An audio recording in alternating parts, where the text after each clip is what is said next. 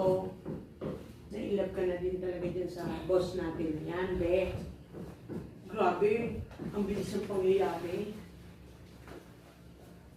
Yung lead yung boss natin na yun, ako, maiilab.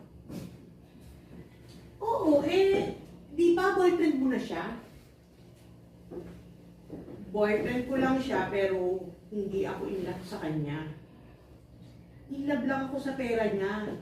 At sa yaman ng pamilya niya.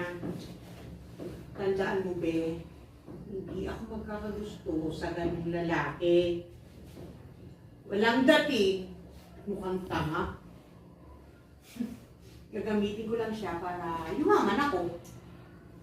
Oy, ang bad mo dyan, be, ah. Talaga ba? Oo, be. Gagamitin ko lang siya hanggang dun lang yon.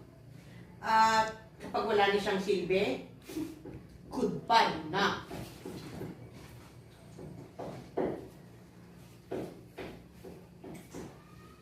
Cut. Close. Dito na.